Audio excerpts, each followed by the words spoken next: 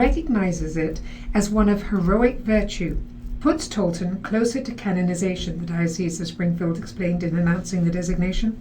Born to a Missouri slave in 1854, Tolton, his mother, and two siblings, with help from Union soldiers, eluded Confederate guns and escaped across the Mississippi River into Illinois in 1862, settling in Quincy. Baptized a Catholic, the faith of his family's Missouri owners, Tolton studied for the priesthood in Rome because his race precluded his acceptance to a U.S. seminary. Father Tolton's story from slave to priest is an incredible journey that shows how God has a plan for all of us, Bishop Thomas John Peprocki of the Springfield Diocese said. Father Tolton overcame the odds of slavery, prejudice, and racism and carried his crosses in life quietly and heroically. Work continues on Tolton's history. If a miracle can be attributed to his ministry, the Pope may declare him blessed. A second miracle would make him eligible for sainthood. The Springfield Diocese, which includes Quincy and the Archdiocese of Chicago, where Tolton ministered to the poor before dying at 43 in 1897, had been working on his canonization since 2003. Tolton assumed he would work in Africa, but once ordained at age 31, he was sent back to Quincy. He endured 3 years of racism there before moving to Chicago. He is buried in Quincy. And finally, Catholic bishops approve a hotline for abuse reports. U.S. Catholic bishops voted Wednesday in Baltimore to create a new national sex abuse hotline run by an independent entity. The hotline, which would field allegations that bishops committed abuse or covered it up, would take complaints by telephone and through an online link. It's supposed to be operating within a year, and the initiative marks one of the Church's most tangible steps in confronting its sex abuse crisis. Hotline operators would relay allegations to regional supervisory bishops. Church leaders are encouraging those bishops, though not requiring them, to seek help from lay experts in assessing allegations. The new system startup costs were estimated at $30,000, with an ongoing annual cost of about $50,000. And here's Bill. Thank you, Lindsay. Regarding the Congress and the census dispute, officials held in contempt. Oversight Committee wants Barr and Ross to provide answers from Washington. A House committee voted Wednesday to hold 2 top Trump administration officials in contempt of Congress for failing to comply with subpoenas for documents related to a decision adding a citizenship question to the 2020 census. The Democratic-controlled House Oversight Committee voted 24-15 to advance contempt measures against Attorney General William Barr and Commerce Secretary Wilbur Ross. Representative Justin Amash of Michigan, who has said he supports an impeachment inquiry against President Donald Trump, was the sole Republican to join with the Democrats. The vote sends the contempt measures to the full House, though congressional leaders could go directly to court to try to force compliance with the subpoenas under a resolution approved earlier this week. The vote came as the White House asserted its executive privilege on the matter Wednesday.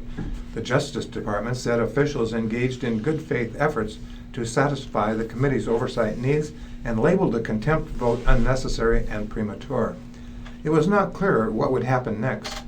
A resolution approved by the House on Tuesday empowers committee chairs to sue top Trump administration officials to force compliance with the congressional subpoenas without a vote of the full House, as long as they have approval from a bipartisan group of House leaders. Actions to hold Barr and Ross in contempt on the census issue would be a political blow, but would not necessarily result in real punishment, since the men are unlikely to go to jail or to be arrested. Democrats fear the citizenship question will reduce census participation in immigrant-heavy communities and result in severe undercount of minority voters. They say they want a specific document to determine why Ross added the question to the 2020 census and contend the administration has declined to provide the documents despite repeated requests. Computer files from North Carolina redistricting expert Tom Hofeller include detailed calculations that lay out gains Republicans would see in Texas by basing legislative districts on the number of voting-age citizens rather than the total population. Hofeller, a Republican operative who died last year, said in a document that GOP gains would be possible only if the census asked every household about its members' immigration status for the first time since 1950. The Supreme Court is considering the citizenship question. A ruling is expected by the end of the month. Here's Lindsay. Thanks, Bill. From the World-Herald, has Hong Kong already lost its battle against Chinese authority? From Beijing. They are calling it Hong Kong's last battle, a David versus Goliath struggle to prevent China from encroaching on the city's freedoms and autonomy, as Hong Kong authorities face massive opposition to a bill that would enable extradition to the mainland. But with China's increasingly assertive approach to Hong Kong, the battle may already be lost. Hong Kong Chief Executive Carrie Lam, who last year told a journalist that her favorite politician was Chinese leader Xi Jinping, insists that the bill will go ahead, although a Wednesday hearing on the bill was postponed after sit-ins and clashes between protesters and police. A massive protest against the bill Sunday drew more than 1 million people, organisers said. Any reversal on the bill would not only humiliate Lam, but would also embarrass Chinese authorities, making a back down unlikely, according to analysts and pro-democracy activists. This is what Hong Kongers are against, a tone-deaf leader who turns a blind eye to the people's voices, who pushes ahead robotically and stubbornly at all consequences, tweeted Hong Kong singer and actress Denise Ho. Critics say Xi's term as president since 2012 has seen a steady whittling away of freedoms that Beijing promised before Hong Kong's handover from British rule to China in 1997, and he has also tightened controls on activists and clamped down on dissent in mainland China. They charge this has eroded the credibility of China's one country, two systems policy, which is supposed to allow Hong Kong its own autonomous administrative, legal and economic system. The bill is likely to be finalised within weeks. Pro-democracy activists are planning further protests. Amnesty International on Wednesday condemned what it called excessive force by Hong Kong police against the largely peaceful protests. Lam told journalists Tuesday that the bill struck a balance between the protection of human rights, addressing public concerns, and ensuring Hong Kong did not become a haven for fugitives. The last time so many Hong Kongers turned out in protest, in 2003, marching against a national security law, Hong Kong authorities praised citizens for pointing out the problems with the law and dropped it. That Lam has refused to budge on the extradition measure conveys how far Hong Kong has shifted into Beijing's orbit in recent years. I think we've seen in the last few years a desire from Beijing and the Hong Kong government to crush political opposition and to remove avenues to continue opposing the government, and also to really push the integration of Hong Kong into the rest of mainland China on an economic basis. Ben Bland, Hong Kong analyst at the Lowy Institute, a Sydney, Australia-based think tank, said in an interview, "What is clear is Beijing's direction of travel. They need Hong Kong brought to book. They need to eliminate opposition. They need to intensify the integration of the city, and that obviously represents a fundamental clash with the liberal democratic values that many Hong Kongers uphold, but is also the core of the Hong Kong system. Autonomy in two systems was designed to protect Hong Kong from the capricious legal and political system of the mainland, and as mainland becomes more and more assertive, the risks to the Hong Kong system as we know it continue to rise," Bland said. At stake is Hong Kong's future as a global financial centre and base for multinational corporate entities with business in Asia and China. The American Chamber of Commerce in Hong Kong recently expressed opposition to the government's determination to rush the bill through Parliament, adding that it put at risk Hong Kong's reputation for the rule of law. The new bill raises fears that Hong Kong citizens and visitors could be arrested and sent to mainland China, where critics say the legal system fails to guarantee a fair trial. Many countries, including the US, do not allow extradition to China because its legal system lacks ordinary legal protections designed to guarantee a fair trial. Human Rights Watch has reported torture and disappearances of suspects into detention centres for months without charge and no access to lawyers or family. Here's Bill. Thank you, Lindsay. U.S. will send 1,000 troops to Poland. The two countries' leaders disagree on relations with Russia. From Washington.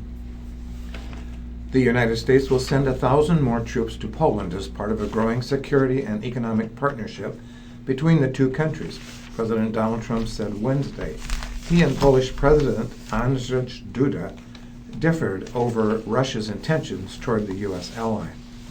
At a time of ongoing worries about Russian military activity, Duda said he wanted Russia to be a friend of Poland, even as he recounted his country's long history of conflict with Moscow. We would like Russia to be our friend, but unfortunately Russia again is showing its very unkind and unpleasant imperial face, Duda said, noting its attacks on Georgia in 2008 and the Ukraine in 2014. He spoke through a translator during a news conference with Trump in the White House Rose Garden. Trump, who has a history of appearing to defer to Russia, seems to downplay Duda's concerns. I hope that Poland is going to have a great relationship with Russia. I think it's possible. I really do, Trump said. I think because of what you've done and the strength, and maybe we help also because of what we're doing for Poland. But I hope Poland is going to have a great relationship with Russia. I hope we're going to have a great relationship with Russia, and by the way, China and many other countries, he said. Here's Lindsay. Thanks, Bill. Some world news. Journalist killed in Mexico is the 7th since December from Mexico City. A newspaper in the Mexican state of Tabasco said Wednesday that crime reporter Norma Sarabia has been shot dead at her home. The New York-based Committee to Protect Journalists says Sarabia is the 7th journalist killed in Mexico since December. From Jerusalem, Netanyahu's wife accepts a plea deal over spending. Sarah Netanyahu, wife of the Israeli Prime Minister, struck a guilty plea bargain Wednesday, settling allegations that she overspent some $100,000 of state money on lavish meals. She will pay around $15,000 in fines to close a case which accused her of running up large tabs at luxury restaurants for friends and family while the official Prime Minister residence employed a full-time chef. Sarah Netanyahu has long come under fire for extravagant spending and abusive behavior, but her husband, Benjamin Netanyahu, has bigger legal troubles. He is facing an indictment on charges of bribery and fraud. From London, Britain will intensify fight against climate change. In one of her final acts as British Prime Minister, Theresa May pledged Wednesday to pass legislation that will commit the United Kingdom to eliminating its contribution to climate change by 2050, the first country in the group of 7 advanced economies to do so. May said that Britain will enact in law a commitment to produce net zero greenhouse gas emissions by 2050, one of the most ambitious targets in the world. Major protests in the United Kingdom have helped push the climate change to the top of the political agenda. And Japanese leader warns of accidental conflict from Tehran. Japanese Prime Minister Shinzo Abe traveled to Tehran on Wednesday to warn that an accidental conflict could be sparked amid heightened tensions between Iran and the US. Abe's trip is the highest level effort yet to de-escalate the crisis as Tehran appears poised to break the 2015 nuclear deal it struck with world powers, an accord that the Trump administration pulled out of last year. It's also the first visit of a Japanese Prime Minister in the 40 years since the Islamic Revolution. And a couple of short things. 9/11 illnesses. The House Judiciary Committee unanimously okayed a bill that would give fresh money to a compensation fund for those who are sick or dying from illnesses linked to their work amid the toxic debris at 9/11 sites. The bill's outlook is good in the House and less certain in the Senate. Neglect in nursing homes. Nursing homes have failed to report thousands of serious cases of potential neglect and abuse of seniors on Medicare, even though it's a federal requirement for them to do so, according to a watchdog report released Wednesday by the Health and Human Services Office. And finally, Trump's net worth rose to $3 billion, a 5% gain over the past year. The increase brings his net worth back to 2016 levels, according to figures compiled by the Bloomberg Billionaires Index. Here's Bill. Thank you. Moving on to, here's 1021, local and, what is it? Local and? Legislative. From the front page of the the Journal Star, I'm really confused today. City requires liquor at hookah lounge. Owners don't want to sell alcohol, saying it violates their faith. This is from the Journal Star. City ordinance and state regulations will require the Muslim owners of a prospective Lincoln hookah lounge to stock and serve alcohol even though they don't want it because it violates the tenets of their faith. Mustafa al-Busharif and Mohammed Akrawi wanted to open 88 hookah lounge at 16th and O Streets with the focus on water pipes used to smoke flavored tobacco. Our goal is to be a chill place for students and to show the community of Lincoln a Mediterranean or Middle Eastern style of smoking hookah, Al-Busharraf told the City Council last month.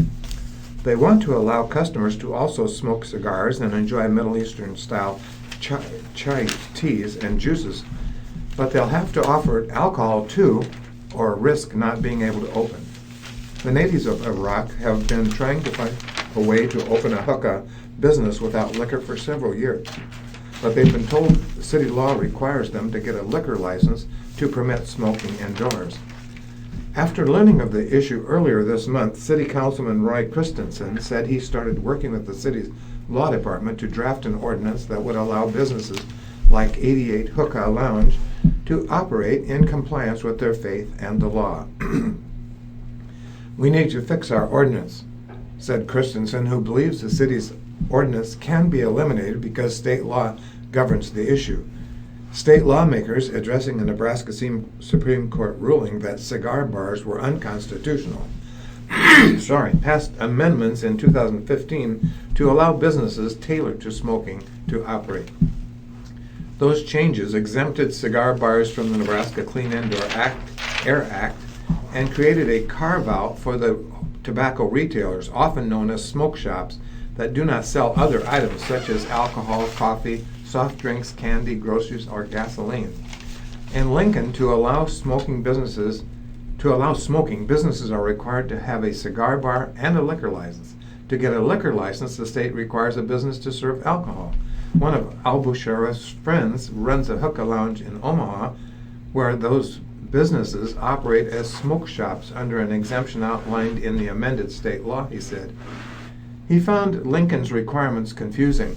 City Attorney Jeff Kirkpatrick said the challenge of addressing this problem is that Lincoln's ordinances cannot be more permissive than state law, and permitting a hookah lounge to allow indoor tobacco smoking and sell coffees and teas would violate the state law.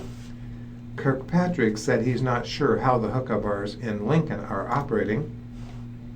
Abu Sharif and Akrawi want to provide a place for many of the international students from the Middle East to attend college in Lincoln to unwind and have a taste of home.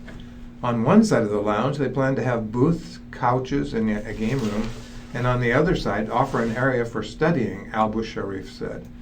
And whatever the law governing their business is, they will follow it, the 30-year-old said. The City Council recommends the liquor license request of 88 Hookah Lounge to be approved, and the Liquor Control Commission will decide on the license later this summer. If approved by the Commission, 88 Hookah Lounge would be the only hookah business in the city. Hopefully, we'll get this business open and show the community of Lincoln the tradition of our country, Al-Busharraf said. Here's Lindsay. Thanks, Bill. From the front page of the World-Herald, low bid back in mix as trash contract deadline nears. Omaha Mayor Jean Stothert signaled Wednesday that she's prepared to send the City Council a trash contract that the majority of the council supports, even if she prefers a different approach. But before she does, she asked council members to put in writing what level of trash service they want, at what cost, and who they want to provide it. Stothert said the need to get a deal done means she's willing, for the first time, to forward the council a bid from Minnesota-based West Central Sanitation, the city's low bidder. A clear majority of the council has expressed support to the World-Herald for picking West Central as the city's next waste hauler. But Stothert said any West Central contract would come without an endorsement from her or the Public Works Department. The implication of such a stance, the council would own any problems that rose from the choice. Stothert and Public Works have argued that choosing West Central is risky. They say the company would have to take out loans and grow rapidly to serve Omaha. Stothert's letter repeated her argument that the council should question whether a smaller company is equipped to handle emergencies and other contingencies. Waste Management, the city's current trash hauler and also the nation's largest, struggled to catch up on her curbside pickup after a hailstorm in late May. Omaha saw delays of a couple of days to several days. The city received nearly 2,600 verified complaints of miscollections the week of June 3rd. It took extreme measures to get back on schedule, Stothert wrote, including relocating waste management employees from other cities. West Central might not have enough trucks or staffing to respond to such situations, she said. The mayor said the city's next trash contractor needs 14 to 16 months to set up shop, and the current contract runs through the end of 2020. Stothert plans to meet with the West Central leaders Thursday for the first time. She met with leaders of her preferred contractor, Spain-based FCC Environmental, last week. The mayor continued to emphasize Wednesday that the council should reconsider a $22.7 million a year bid from FCC. The council rejected the FCC bid on a 6-1 vote June the 4th. Her favoured FCC bid would provide residents with a pair of 96-gallon carts, one for trash and yard waste combined, and one for recycling. The mayor, after receiving feedback from the public, is recommending adding unlimited seasonal yard waste pickup to the proposal. Several council members have said they need more information about the cost of the yard waste proposal before voting to adopt the separate trash contract. Others said they prefer West Central because it offers more services for less money. West Central's bid would provide 3 carts to each Omaha household, one each for trash, recycling, and yard waste. The $22.2 million a year bid also includes composting of yard waste. Stothert has stressed that people would pay extra for any yard waste above what fills a 96-gallon cart under the 3-cart West Central bid. Council members have argued that West Central also offers a cheaper 2-cart bid that's more directly comparable with the rejected FCC bid for about $15 million a year. That bid could be supplemented by the mayor's yard waste plan and save taxpayers money, they said. West Central owner Don Williamson has said his company has wanted to bid on the Omaha trash contract for decades and is ready to take it on. He said the company has access to the financing it needs to execute its plans. Stothert, in a letter to the council Wednesday, said she has instructed Public Works to quickly bid out her plan for unlimited yard waste pickup for 6 weeks each spring and fall. The city's goal is to advertise for bids on July the 17th and receive them back by August the 7th. She also said Public Works has secured 2-month extensions on the bids from FCC and West Central. Both bids were set to expire in July. They'll now remain valid into September. Here's Bill. Here's Cindy Lang-Kubik's column. The headline is Keeping History Alive. A DeWitty descendant is sharing black history in Nebraska. When Artis Johnson was a boy, his family told him stories about their ancestors coming to Nebraska in wagons. He didn't know if they were true. Black people in wagon trains settling the West? It would be decades before Johnson, a now retired photojournalist, could fill in the pieces and verify the details of his great-great-grandfather's journey. William P. Walker was his name, says Johnson, resident of Ohio and Canada, seaman and postmaster and farmer and early settler of DeWitty, D-E and then capital W-I-T-T-Y, the all-black enclave in Cherry County. He can show you the photos, an old man next to a birthday cake crowded with candles, a young man with his bride, black and white images of the children who blessed Walker's 2 marriages and whose 13 children would spread wide branches and become part of a bigger family, an important piece of Nebraska history, the descendants of DeWitty. The Lincoln man and his sister started a nonprofit of the same name. For the past 18 months, they have traveled the state dressed as long-dead founders of DeWitty to tell the story of the once flourishing Sand Hills community. The 12 black families that came down from Ontario to claim 160 acres in the middle of Nebraska and eventually found a bigger plots farther west in a place they called DeWitty, where they farmed the sandy soil and found a community with each other and with the white families of nearby Brownlee.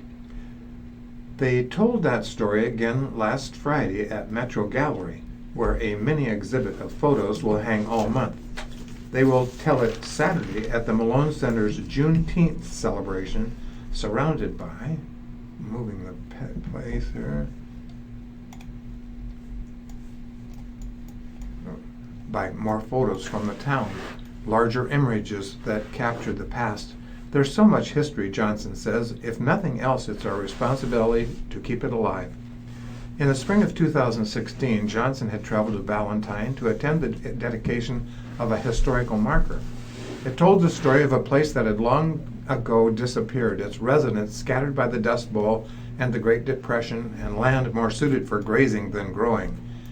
He's been working to learn more about his family history when he heard about the dedication the day before it happened, Johnson said this week. It was by the grace of God I even knew what was going on and what was happening. He headed to Valentine with his brother and pulled into the hotel parking lot in time to see an African-American gentleman get out of his car. I thought, another black man? Maybe he's here for the same reason I am. The man's name was Delbert DeWitty, and so it went. He met relatives of other DeWitty residents. He met author Stu Magnuson, who pushed for the marker, assisted by DeWitty descendants, the State Historical Society, and then State Senator Al Davis. He met his own far-flung cousins. I thought, we've got to take this further. We've got to make this into something else. Johnson picked up the phone and called his sister Denise Scales in Omaha, and when he arrived home in Lincoln, the pair filed paperwork to establish a nonprofit. They applied for a grant and got it. They tracked down old photographs and had them digitized. They built a Descendants of DeWitty website, shot a 19-minute documentary, have hopes for a coffee table picture book, and more. And Johnson found a treasure in his neighbor, Bill Hunt, a retired historical archaeologist who sussed out the histories of dozens of DeWitty's original settlers, happy to help. I gathered all those documents I could find, he says, census records, homestead records, photos, and a few other oddball things. He had known of DeWitty before Johnson moved in down the street. Now he's a part of the traveling reenactors, a white man introducing the black cast as Johnson's request. The stories they share of the town's history, the largest and longest lasting black settlement in rural Nebraska, are well told and interesting, he says, and important. We don't know much about the histories of minorities in this state, and it's not a stereotypical story. It's the story of a community that went through a great hardship. And it's been a century since the Red Summer of 1919, a bleak time when hate-filled whites burned black homes and businesses across the country and killed hundreds of people, most of them African Americans. DeWitty didn't have anything like that, Hunt says. They worked. They celebrated with their white neighbors, and there was none of that enmity. A remarkable place, Johnson says, social living at its best. Everyone worked together so they could succeed. They built each other's churches, they built each other's houses. It was an example of what America can be. Johnson has returned to the land along the Loup River, south of Valentine, where those families lived and worked and went to school. With Hunt's help, they uncovered William Parker Walker's gravestone. Not much is left of DeWitty. The settlement that started at the turn of the 20th century began to dwindle, and the last inhabitant was gone by 1936. Windbreaks signal where side houses once stood. 3 graves remain in the settlement's cemetery, and the bones of a single house.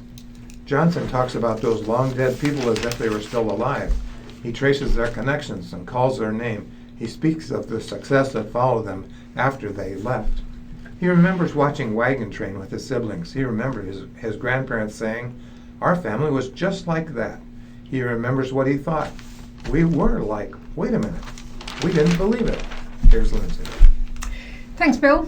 From the front section of the Midlands, World-Herald, Nebraska is the only state yet to join in suits against opioid makers. From Lincoln. Nebraska Attorney General Doug Peterson has fought prescription opioid abuse through public education campaigns, worked with lawmakers to tighten up prescribing practices, and even demanded documents from the maker of OxyContin. He has said the overdose crisis is ravaging families. What Peterson has not done is pursue a lawsuit seeking to hold any opioid manufacturer, distributor, or pharmaceutical company accountable, and that leaves him standing alone among state attorneys general. Every other state has sued, filed administrative charges, or promised to sue the companies blamed for the national crisis, which played a part in the deaths of more than 390,000 Americans from 2000 through 2017. Peterson's decision to stand on the sidelines, at least so far, has frustrated some who want to ensure that Nebraska is in line to receive its fair share of money under any national settlement. We as a state have been great, and our Attorney General has been wonderful in recognizing the opioid problem, said State Senator Sarah Howard of Omaha, whose sister died of an overdose in 2009. It's really baffling to me why we haven't joined the lawsuits. Howard sent a letter to Peterson last month urging him to join a group of some 1,500 opioid-related lawsuits from around the country consolidated under a federal judge in Ohio, but said she received no response. She said Nebraska has more work to do and that she would like to see the drug companies pay for treatment and prevention programs. In a statement, Peterson spokeswoman Suzanne Gage said state lawyers talk regularly with private attorneys in other states that have filed opioid-related lawsuits. Gage would not rule out future legal action, but declined to say why the state has not yet proceeded with a claim of its own. After a flurry of legal filings in recent weeks, 48 states have sued to recover damages they say are caused by the opioid crisis, while Michigan's Attorney General has announced her intention to sue and has solicited bids from outside law firms to handle the case. Nebraska stands out for another reason. Its opioid-related death rate in 2017 was the lowest of all states, with advocates saying addictions to alcohol and methamphetamine are more pervasive. Even so, tribal and local government officials say opioid abuse has led to a rise in law enforcement and public health costs. That's among the reasons that several of them had filed their own lawsuits. The Ponca tribe last year sued Purdue Pharma, the Connecticut-based maker of OxyContin, and other pharmaceutical companies. The state's 3 other tribes quickly joined. We have a responsibility to make sure we're protecting the health of our citizens and being proactive wherever we can, said Larry Wright Jr., the Ponca tribe's chairman. 5 Nebraska counties, 3 rural and 2 in the Omaha area, also filed lawsuits, as did South Sioux City. Douglas County claimed in its January lawsuit that the epidemic has saddled officials with an enormous economic burden and led to more crime and more children in foster care. Nationally, more than 2,000 state, local, and tribal governments have sued Purdue. Yes, Bill. Thank you. I'm sorry. Top manure producer is Iowa, and Nebraska is 4th. From Des Moines, Iowa leads the nation in the amount of human and animal waste it produces, and the management of animal manure continues to be a pressing environmental concern, according to a University of Iowa research engineer. Chris Jones' study found that the state, with 3.2 million people and a total livestock population of 110 million, produces as much manure as a human population of 168 million, the Des Moines Register reported. Just to ensure clarity, in Iowa we are generating as much fecal waste in every square mile as 2,979 people, Jones wrote in a blog on the university's website. For reference, Iowa City is the 2nd most densely populated city in Iowa and has 2,775 people per square mile. So imagine an Iowa-sized Iowa City, he continued in his blog discussion explaining his study. Pigs are responsible for driving Iowa to the top of the rankings, Jones found. The nation's top manure-producing states after Iowa are Delaware, Wisconsin, Nebraska, and Pennsylvania, based on waste created per square mile, the study shows. Beef cattle are the largest producers of manure in Nebraska. The state, Jones found, is generating as much fecal waste in every square mile as 1,463 people. In Iowa, Jones flagged his concerns about the impact of livestock waste on water quality. Our statewide nitrate load has increased over the last 20 years or so, and part of that is due to an increase in the number of livestock animals that we have, especially hogs, Jones said. In a 2018 study, the scientists found that water in the areas with more livestock contains higher levels of nitrate. The study found that nitrogen pollution flowing out of Iowa to the Gulf of Mexico grew by nearly double over almost 2 decades, despite hundreds of millions of dollars spent to stop it from entering the state's waterways.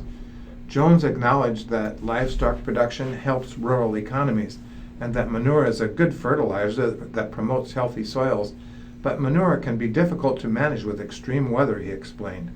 Applying manure to snow-covered fields means that the fertilizer is more likely to wash into nearby streams.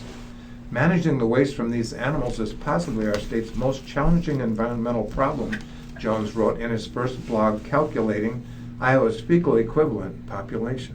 Here's Lindsay.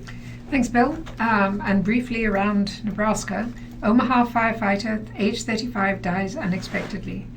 Omaha firefighters on Wednesday tried in vain to resuscitate one of their own after being called to the home of a 35-year-old firefighter. Jeremy Knott was pronounced dead at Creighton University Medical Center, Bergen-Mercy. The cause of death isn't known, according to a statement from the fire department. The Omaha Fire Department offers our condolences, thoughts, and prayers to his wife and family at this time, Fire Chief Dan Olson said in the statement. In a post on Facebook, Omaha Professional Firefighters Local 385 described Knott as a well-respected and dedicated member of the union. We know that the crews of Track 53 and Medic 52B were dispatched to his home and, as expected, performed everything in their power to resuscitate him. Please keep their family in your thoughts and prayers. A retired teacher is going to seek a Bellevue legislative seat. Susan Hester, she's a retired Bellevue Public Schools teacher and current director of the Nebraska Science Olympiad, plans to run for the legislative seat representing Bellevue, Alford Air Force Base, and eastern Sarpy County. State Senator Sue Crawford of Bellevue, who now holds a seat, has endorsed Hester as her replacement. Crawford is term limited and unable to seek election. Hester spent 33 years with the Bellevue schools, teaching at Logan Fontanelle Junior High and Mission Middle School, and working as a gifted facilitator for grades 7 through 12. She is a member of the League of Women Voters, Nebraska Academy of Sciences, Bellevue Public Schools Foundation, Bellevue Women's Club, and Bellevue Together. A registered Democrat, Hester said her top priority is finding an alternative way to fund public schools to maintain quality and deliver property tax relief. And then a helicopter pilot spots teen body in the Platte River from Columbus. Officials in eastern Nebraska say a helicopter pilot has discovered the body of a teenager in the Platte River. The Platte County Sheriff's Office told station KLKN that the body was discovered around 8:30 a.m. Tuesday, about 3 miles east of Tailrace Park near Columbus, as the helicopter flew over the area. Investigators say the body is that of 18-year-old Brian Montenegro Gonzalez of Columbia. Officials say Gonzalez was last seen Saturday evening going underwater at the park. And finally, HHS opens a new office in North Omaha. The Nebraska Department of Health and Human Services announced the opening of a new office at 5319 North 30th Street in North Omaha on Wednesday. The office houses child welfare workers as well as employees and public benefit programs such as food assistance and Medicaid. Services available at the office include application processing for the Supplemental Nutrition Assistance Program, commonly known as food stamps, and other economic assistance programs.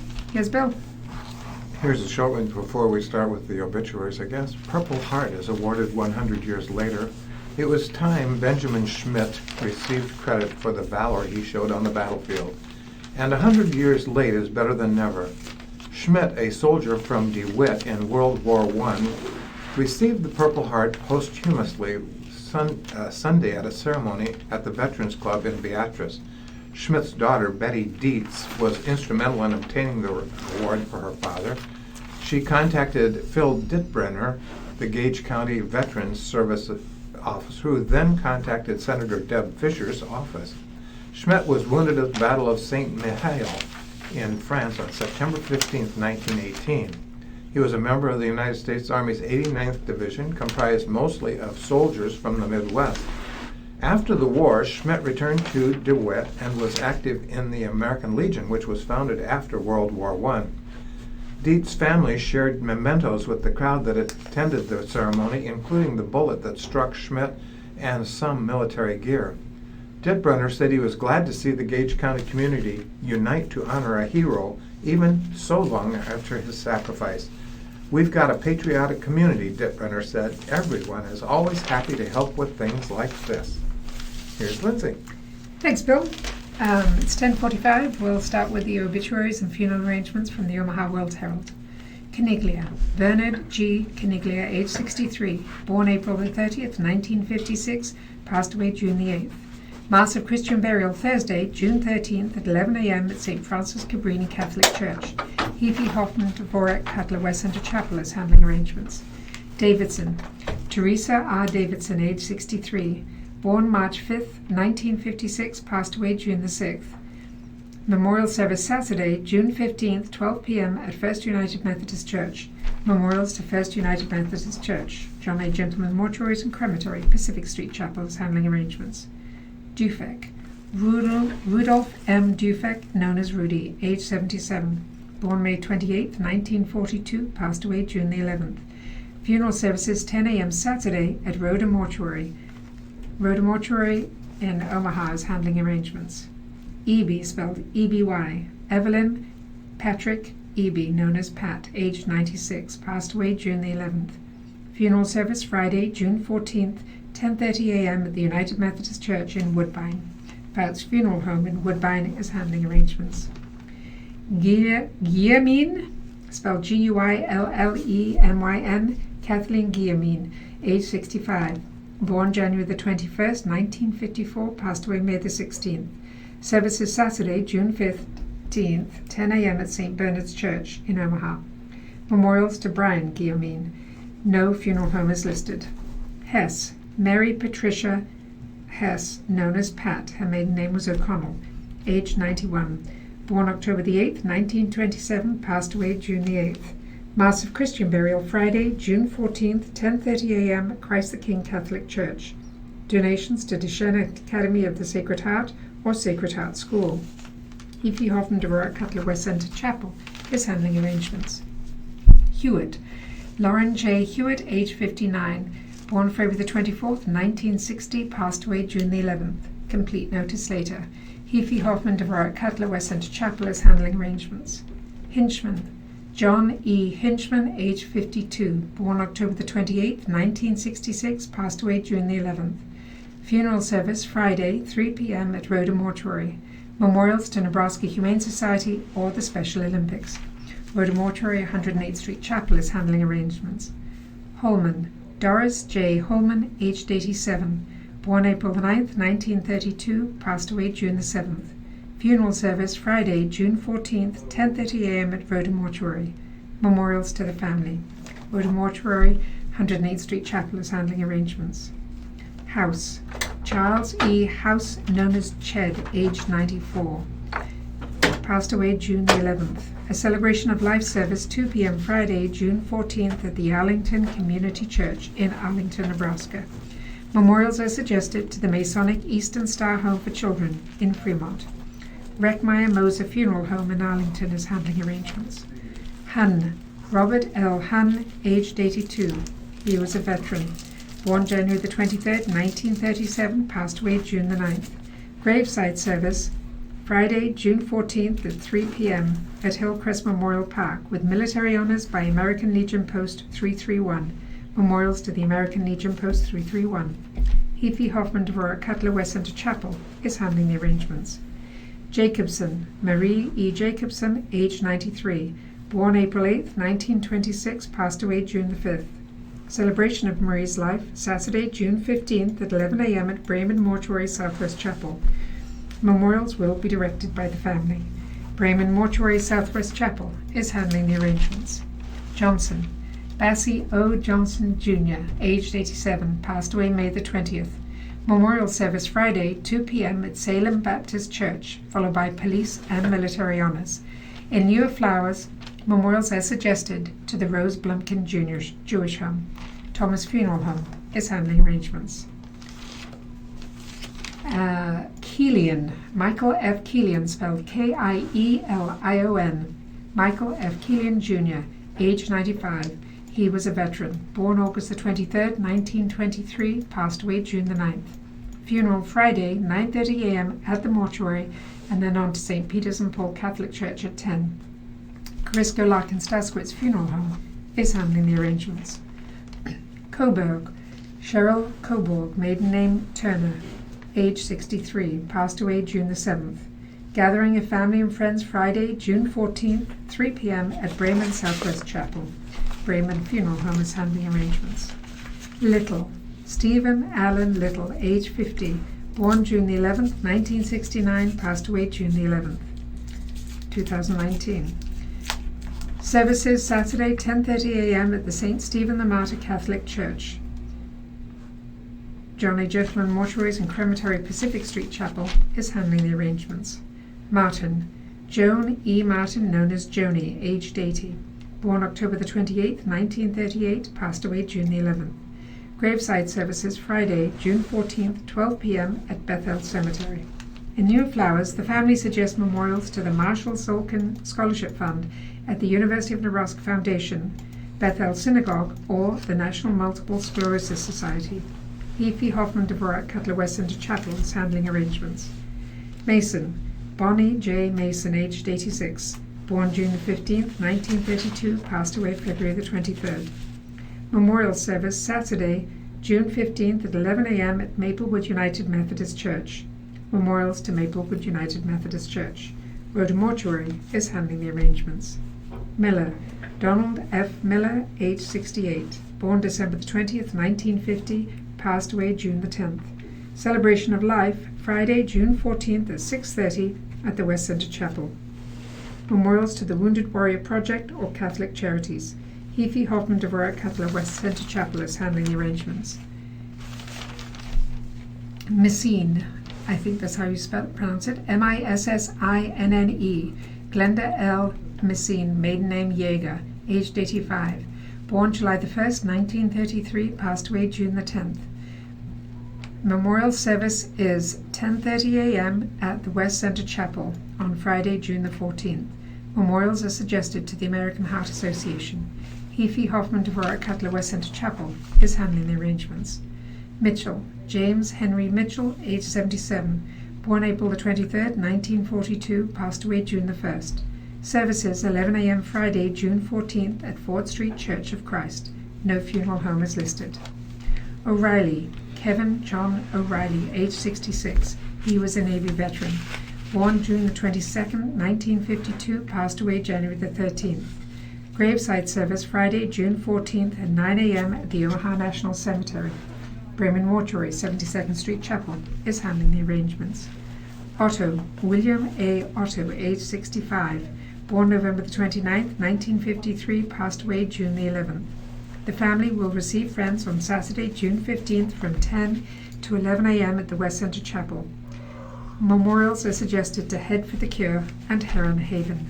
Heafy Hoffman Dvorak Cutler West Centre Chapel is handling arrangements. Palmer, Rose M. Palmer, maiden name Hegarty, aged 83, born September the 24th, 1935, passed away June the 10th. Celebration of Rose's life Friday, June 14th, 10 a.m. at Bremen Mortuary Southwest Chapel. Memorials will be directed by the family. Bremen Mortuary Southwest Chapel is handling arrangements.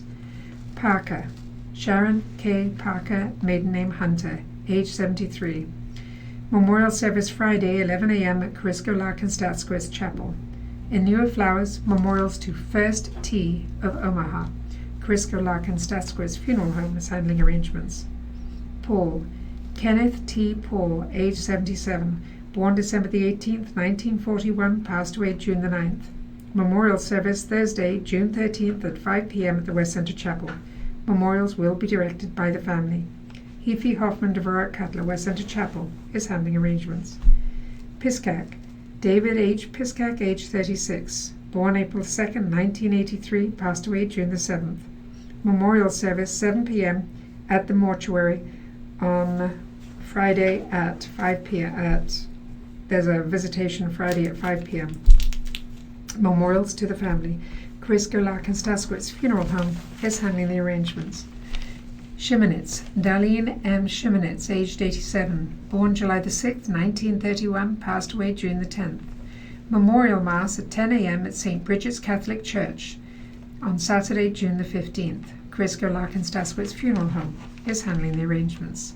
Schmitz, Annette Schmitz, maiden name Tomczykowski, known as Netzi, aged 80, born January the 31st, 1939, passed away June the 11th. Mass of Christian burial is Friday, 10 a.m. at St. Bernadette Catholic Church. Memorials to St. Bernadette. Corisco Larkin Statsquist Funeral Home is handling arrangements. Simoneau, Larry Simoneau, age 75, born June 14th, 1944, passed away June the 9th. Funeral is Friday at 10:30 a.m. at Bellevue Memorial Chapel. Bellevue Memorial Chapel, Heafy Hoffman Dvorak Cutler in Bellevue is handling arrangements.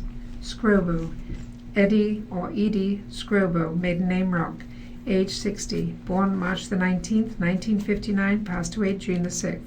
Memorial service Saturday, 10 a.m., June 15th at Northwest Hills United Church of Christ. Memorials to the Humane Society or V&A Hospice.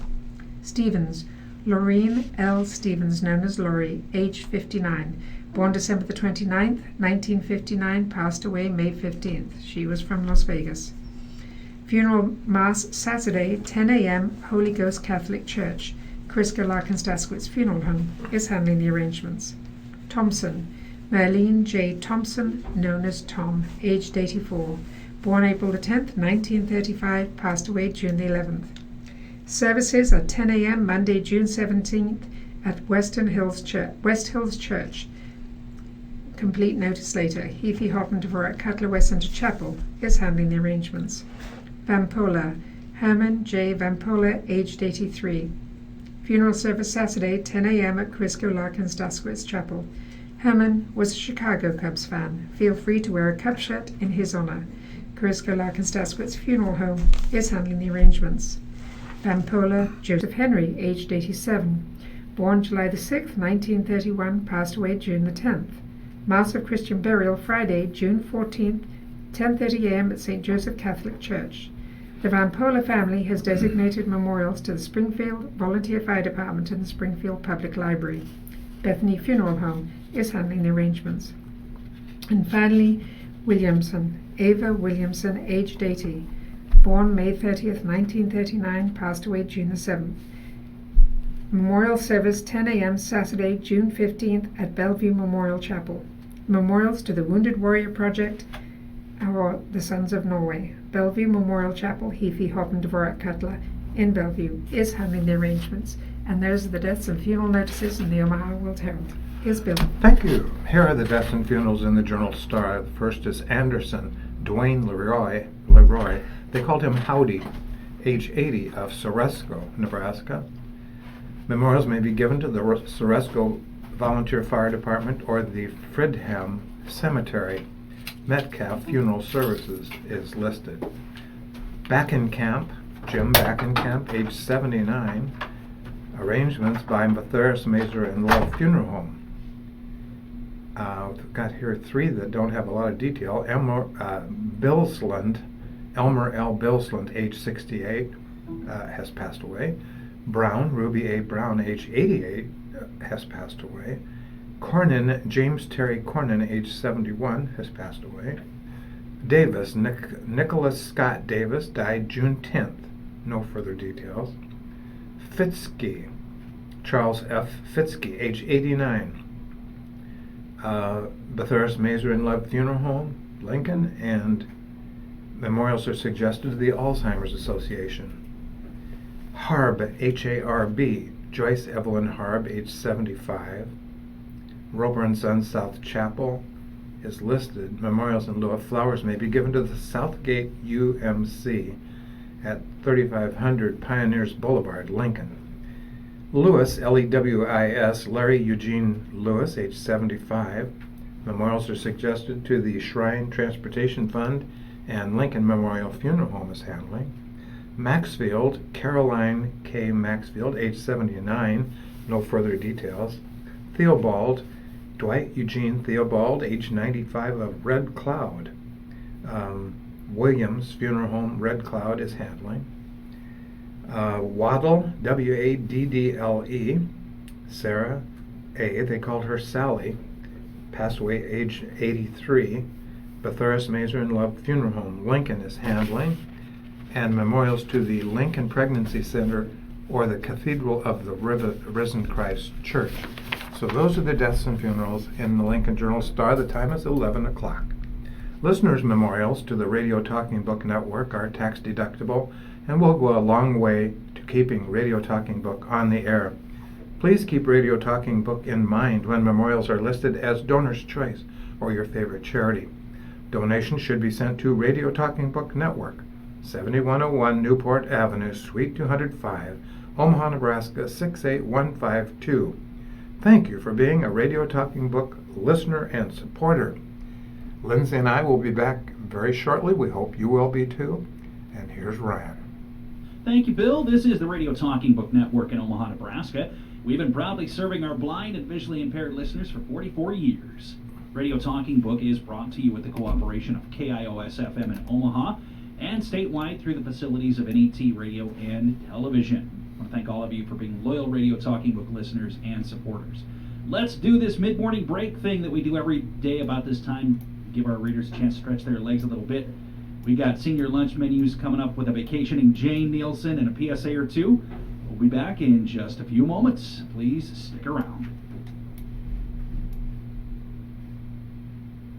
Good morning. It's Thursday, June 13th. Your Meals on Wheels menu is an all-beef chili dog with a whole grain hot dog bun, diced baby red potatoes, cauliflower and carrots, tropical fruit, and 1% milk. Some of the toughest training in the military is actually enjoyed by some pretty tough American veterans who have lost their sight. Members of the Blinded Veterans Association, or BVA. They spend a long weekend of rigorous U.S. Army Mountain Ranger training at Camp Frank D. Merrill Military Base in Georgia. Activities include hiking up a rock-strewn trail, climbing cliffs, rappelling on a synthetic rock wall, shooting live fire from shotguns, assault rifles, and pistols, and competitive foot races. In addition, the veterans are treated to a barbecue, a fish fry, and a critter cookout. The veteran trainees are all legally blind and from several eras of service. BVA is the only veteran service organization exclusively dedicated to serving blinded veterans and their families. Its Operation Peer Support Initiative, which arranges the trip, helps newly blinded veterans look ahead to the possibilities and opportunities their lives still present through social activities, counseling, Had to go out and get my coat and then go to the bathroom. Oh, you tell. Yes. Oh, my word, I'm sorry. I was... Greetings. This is Jane. I know. My what? 10 years ago, I would have loved this. But, oh, This is some general information Yeah, about but- the ranger services that It's- are available. They have an that's what Renault's will do for you. It just makes you cold all the time. And then when I get cold, you know, my hands get so cold, my toes get, my fingers and my hands, they get cold and they I turn. don't notice on my feet so much, but my hands get cold. And they were tough to warm up at times. Do they turn white? I don't think so. Okay, or purple? I've got it. Okay, no, but but you see, they're a little bit dark here. It's, but they'll get very purple sometimes, and then sometimes they go this gray, ashy color. And then, at other times they'll just, like if I put my fingers in, or use a mouse. You know, if I'm just using a mouse, my fingertip will be white. I'll be darned, yeah.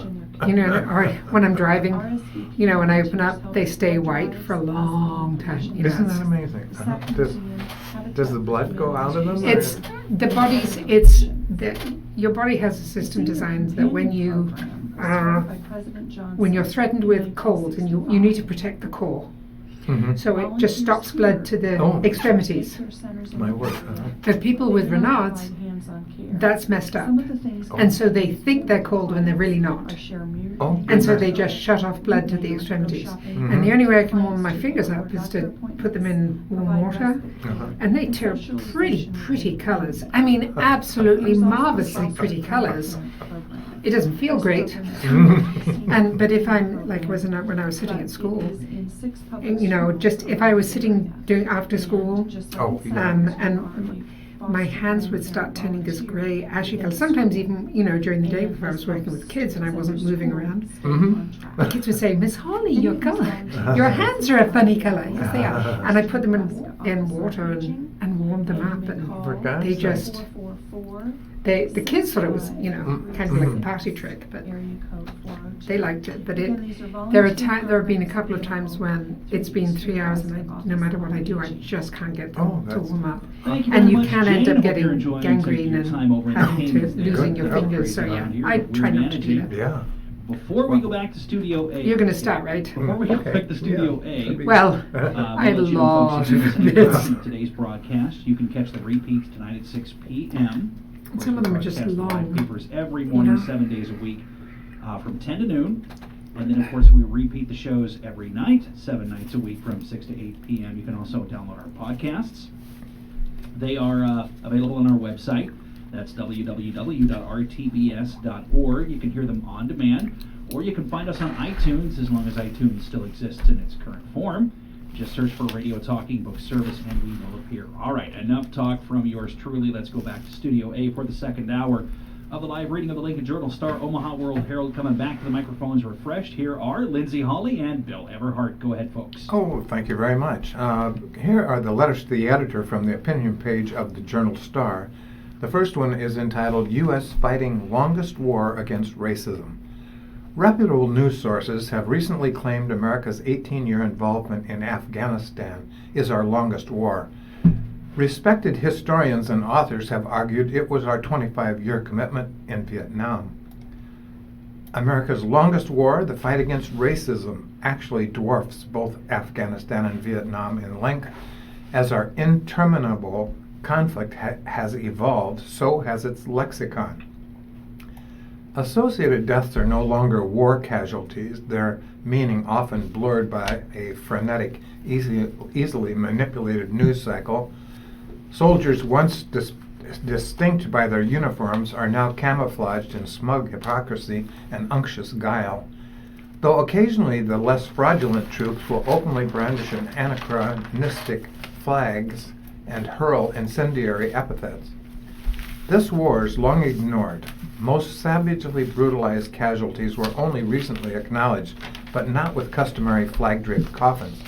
Instead, brown steel monoliths hang at a former battle site in belated concession to their suffering, the irony as poignant as it is apparent. Unwieldy cameras initially depicted the war's brutality with grainy black and white photos. Ubiquitous cell phones now expose its malice with unsettling clarity. Battle lines, once shifting and perilous, are now precisely crafted within the safety of state legislatures. What has endured is toxic and intractable arrogance, which now terrorizes with brazen hostility and subjugates with Machiavellian cunning. Simmering and sublimated resentments erupt on lonely highways and crowded streets, on neighborhood sidewalks, and previously safe playgrounds. Their most malevolent expression profanes our most sacred places, yet many victims bear no external scars. Rather, they suffer the indignity of being willfully marginalized and disenfranchised by limited housing options at employment interviews, college admission offices, and voting booths, betrayed by and effectively interned in their own country. Though nurtured by acculturated,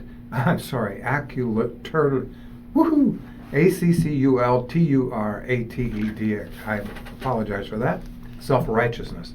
America's longest war was conceived in callous indifference. Tolerance and humility were its first victims. The war many say began April 1861 has yet to claim its last. Contributed by Larry McClellan of Lincoln, and the other, Trump's pettiness mars D-Day event. Disgust can be defined as offending one's good taste or moral sense. This describes my reaction in watching Donald Trump's interview with a Fox News reporter at Normandy, France. There, on that sacred place with rows of white crosses in the background, he referred to Robert Mueller as a fool and called House Speaker Nancy Pelosi a disaster. On a day dedicated to remembering the brave souls who were willing to make ultimate sacrifice in defeating Nazi Germany, the President of the United States befouls that moment with petty attacks. How boorish. Contributed by Tom Walsh of Lincoln. Here's Lindsay. Thanks, Bill. From the op-ed at the World-Herald, The Great Conservative Divide by Jonah Goldberg of Tribune Content Agency. The idea holding together conservative movements since the 1960s was called fusionism. The concept, which always worked better as an organizing principle than a philosophical one, was that freedom and virtue were inextricably linked. Virtue not freely chosen wasn't virtuous, or as Frank Meyer, the foremost architect of fusionism, put it, truth withers when freedom dies, however righteous the authority that kills it, and free individualism, uninformed by moral value, rots at its core and soon brings out conditions that pave the way for surrender to tyranny. This idea may have passed its sell-by date. The intellectual right, like the intellectual left, has always had more internal fault lines than outside observers realized. These cracks were mostly paved over by opposition to communism throughout the Cold War, but they started to re-emerge once the Berlin Wall fell. Buchanan's 1992 call to revive the old right vision of economic protectionism and socially conservative statism was more of a harbinger of the unfusing of fusionism than was widely appreciated at the time. Today, Conservative forces concerned with freedom and virtue are pulling apart. The catalyst is a sprawling coalition of self-described nationalists, Catholic integralists, protectionists, economic planners, and others who are increasingly rallying around something called post-liberal conservatism. By liberal, they mean classical liberalism, the Enlightenment worldview held by the Founding Fathers. What the post-liberals want is hard to summarize beyond generalities.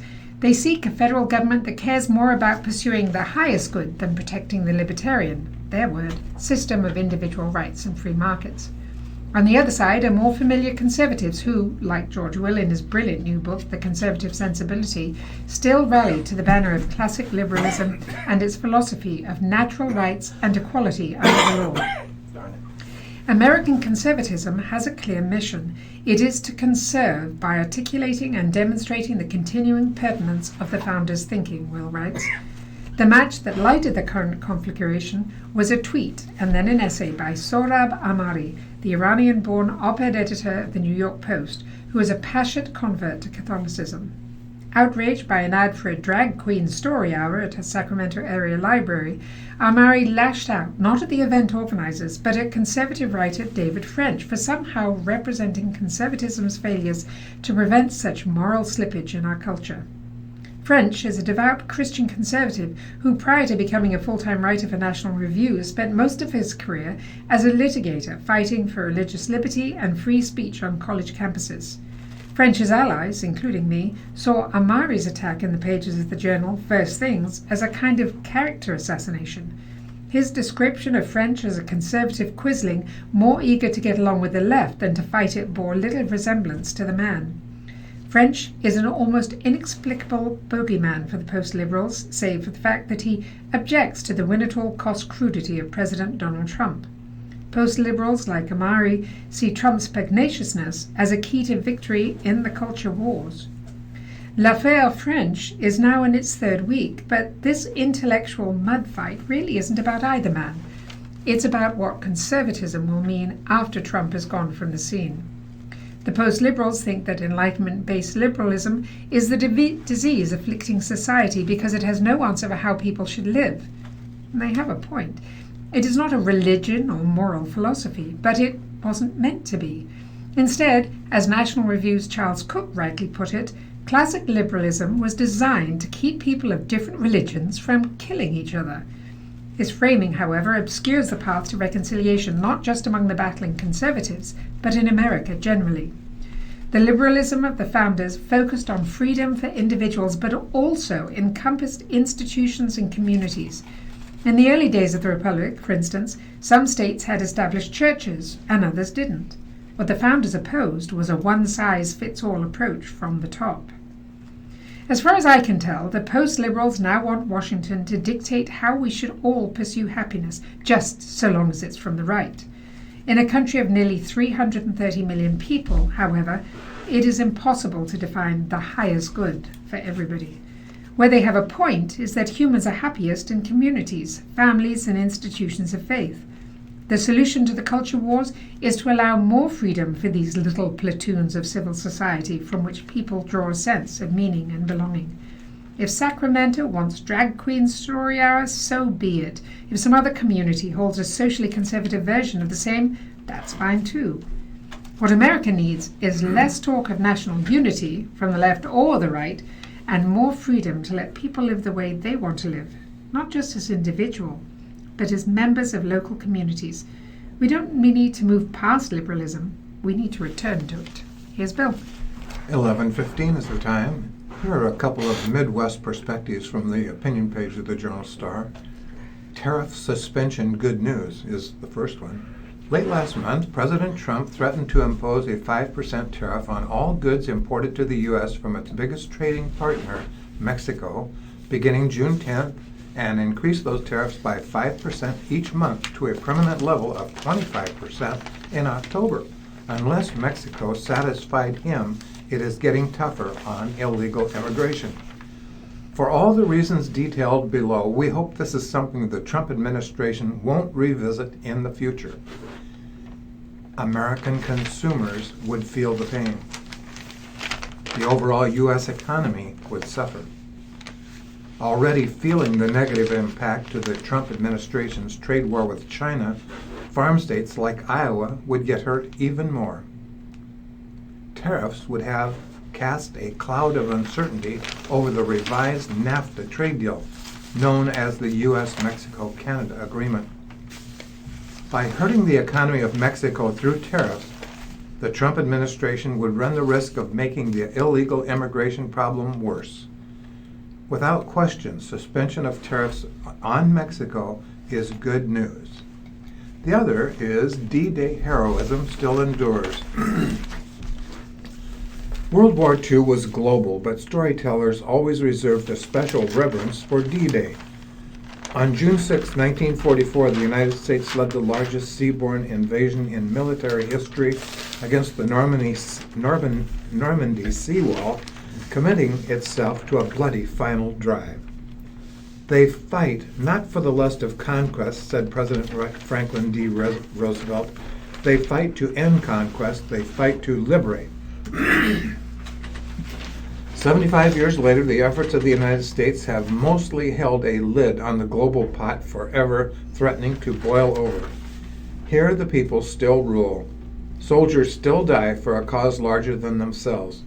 And our debt to those who served and sacrificed has grown.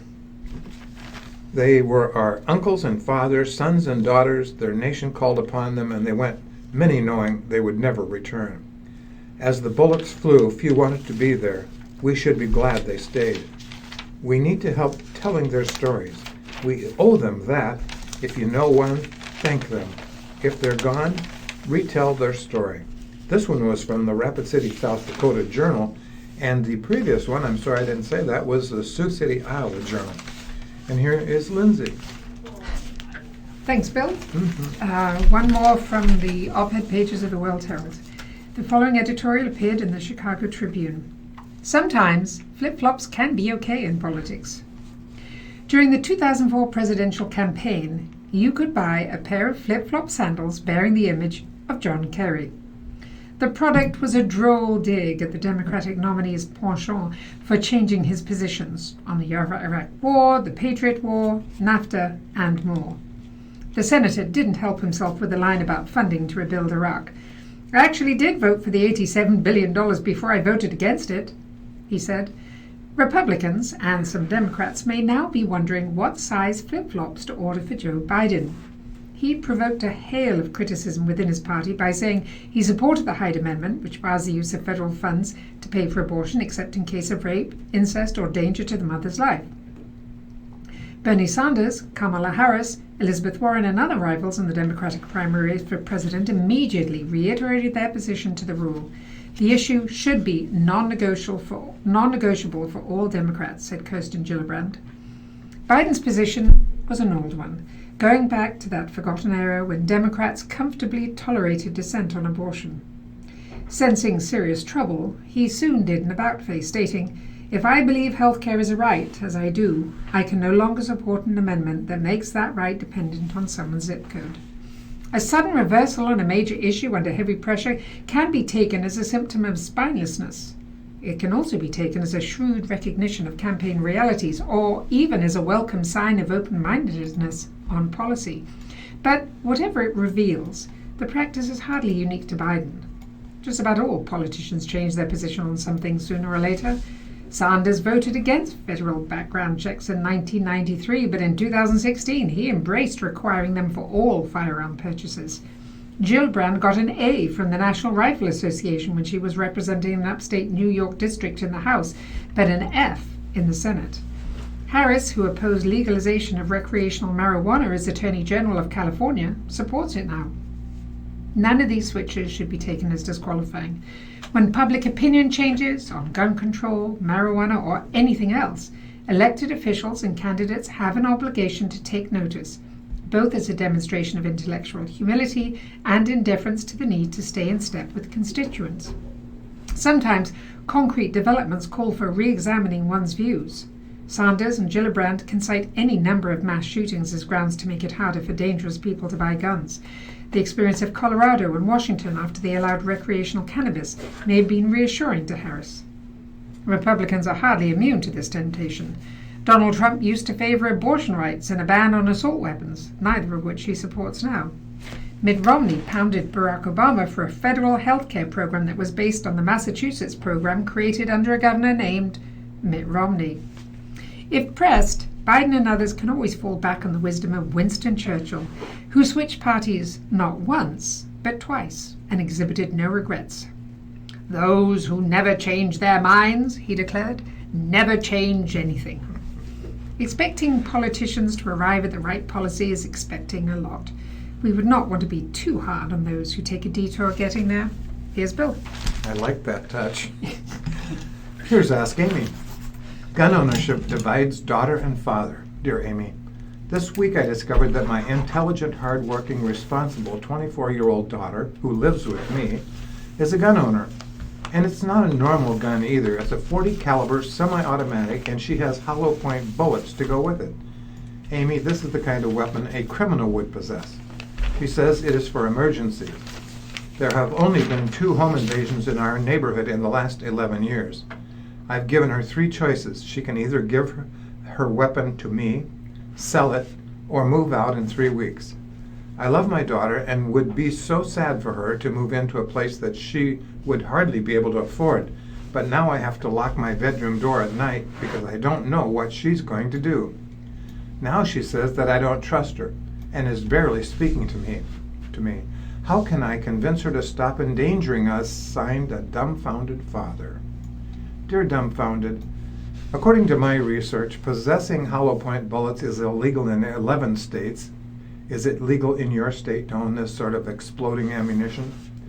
In a report published in 2015, researchers at the University of Chicago found that 31% of households reported having a firearm in 2014, down from about 48% in 1980. According to this study, there are more guns, but concentrated in fewer households. Why must your household be one of them? Where did your daughter get this weapon and ammunition? Has she received any safety training or certification? Accidental gun death is a substantial risk of owning a gun. Is she perhaps engaged in another activity outside of your household that exposes her to increased risks and makes her believe she needs to have a weapon? I have news for you. A locked bedroom door is no match for this weaponry. As I write this, just 5 days ago, a father in South Carolina tragically shot and killed his own 23-year-old daughter through a closed door when he mistook her for an intruder. I agree with your ultimatum. I also weep that there is yet another likely unsafe gun owner in this country. And the next, dear Amy, my older brother committed suicide about 2 years ago. He was not married and did not have children. He struggled with alcohol addiction for most of his adult life. We were unsuccessful in helping him to kick his addiction. I still see my brother's profile whenever I use Facebook, and it is incredibly painful for me.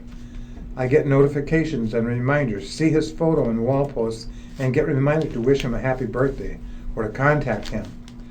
I want to have this profile gone forever, but my younger sister wants to memorialize his page so we can still see it. I don't want to see it again, ever, as it's just a painful reminder to me of our failure to help him and that he is no longer here. Any recommendations?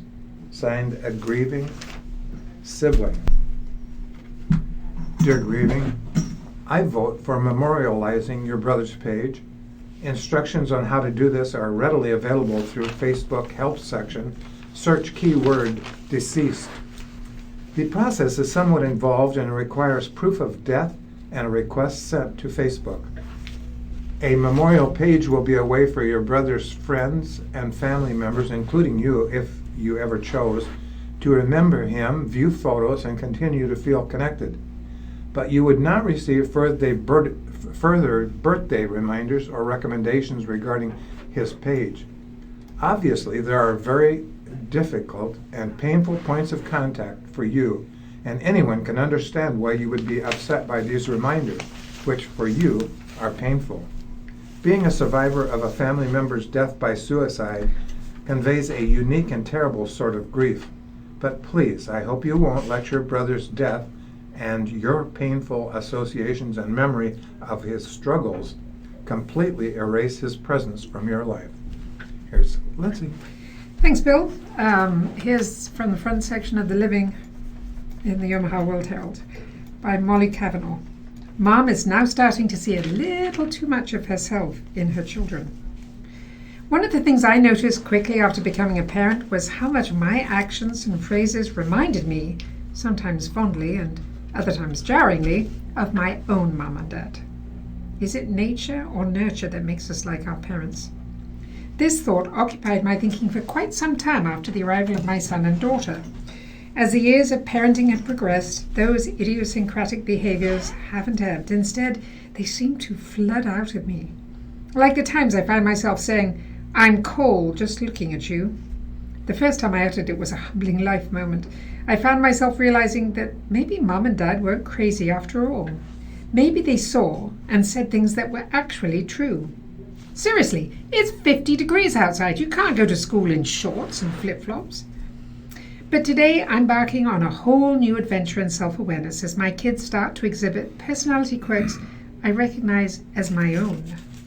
It should come as no surprise to me that the children I am 50% responsible for creating show flashes of their creator, but I guess I always thought it would demonstrate itself in really overt ways, like having my nose or the same color eyes, but I hadn't really contemplated that so much of what makes me, me, is now starting to be a part of what makes them, them.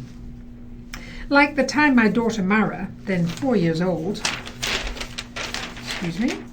told me the reason she occasionally played by herself at preschool was because sometimes friends are exhausting. I was stunned. I mean, sure, sometimes I'm worn out by the prospect of forced socialization, but that's only because I've been doing it day in and day out for decades. If you had asked me as a kid if I thought the idea of organized play was draining, I would have probably said, "You mean like how the water drains in the bathtub?" And then there's my son. Never in my wildest dreams did I expect to share personality traits with a 9-year-old boy. I like to think that he's mature for his age, as opposed to me being immature for mine, because on a recent gloomy weekend, Declan said, "When it's rainy outside, I just love to stay in bed and read all day." My heart stopped because that is my absolute favorite thing to do when it's dreary outside. Well, to be completely honest, I love to read in bed even when it's sunny. Maybe Declan has heard me say how much I enjoy reading in bed. Maybe Mara has heard me sigh in exhaustion after a long day of socializing. But here's the thing. They weren't just mimicking a phrase they'd heard me say. These were deep feelings being expressed. So far, their little quirks are adorable, kid-sized fun, but it makes me wonder what the future will hold. I remember aging into some pretty sassy full-size mannerisms a few years from where my mini-me's are right about now. If it's nurture, maybe I can do some personality improvements on myself to give the kids a good model to work from. However, if it's nature, and I think it is, I need to make peace with my future because there's no changing the past. Here's Bill. Thank you, Lindsay. What to give Dad for Father's Day? Sorry. When Aretha Franklin recorded Respect in 1967, the song became forever linked with Queen of Soul. R-E-S-P-E-C-T, find out what it means to me. Wish I was a little more musical. Respect was a huge hit against the smoldering backdrop of Vietnam, the civil rights movement, and the women's movement. The song quickly became the anthem of the battle for equal rights for women. Ironically, it wasn't Aretha who wrote the lyrics for R-E-S-P-E-C-T. The original lyrics were written by a man, Otis Redding. Aretha heard Redding's song in 1965, liked it, tweaked it, flipped it, sang it up from a woman's point of view, and was catapulted into the stars. Meanwhile, Otis Redding was still sitting on the dock of the bay dreaming about getting a little respect. The story goes that Redding got the inspiration for the song when he was on tour complaining about the grueling schedule. His drummer said, "What are you griping about? You're on the road all the time. All you can look for is a little respect when you come home. Then do me wrong, honey, if you wanna. You can do me wrong, honey, while I'm gone. But all I'm asking is for a little respect when I come home. Women and men sometimes speak different dialects of the same language. Men often lean toward the vernacular of respect.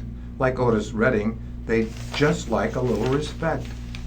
Not that women don't appreciate respect and that men don't have a need for love, but still. Love and respect intertwine, yet love tends to be more emotional while respect is more concrete, based on actions and accomplishments as opposed to the feelings of the heart. Respect means to hold in high or special regard, to esteem someone, often for worthy and notable things they have done. Browsing Father's Day cards, one after another, mentions celebrating Dad, thanking him for being the best dad, the greatest dad, and the nicest dad. Not a single mention of respect, but then 80% of card buyers are female, and cards are created with female targets in mind. Men have taken a beating in the past few years. Certainly there are male reprobates and additional tiers of reprobates who cover for them, but we now tend to paint all men with the indiscriminate brush of toxic masculinity. In a growing number of corners and on many college campuses, if you stand male, you stand guilty. Sign here to register for detox. Faithfulness, hard work, helping put a roof overhead and food on the table, doing the routine when you'd rather do something else, showing up for the job of being a dad day after day after day are deeds and accomplishments worthy of notice and respect. If you've been blessed in such a fashion, buy the tie or the golf club for your dad this year, but what he might like most is hearing he has done a thing or two that has earned your respect. And that was Lori Borgman's column. She's an author and a speaker. Here's Lindsay. Thanks, Bill. From the front page of the Midland section, a hands-on intro to CSI. Michaela Lane began Wednesday morning at a mock crime scene, dusting empty bottles and cans for fingerprints. Lane, a junior to be at Bellevue East, was one of 50 participants in the Omaha Police Department's CSI summer camp.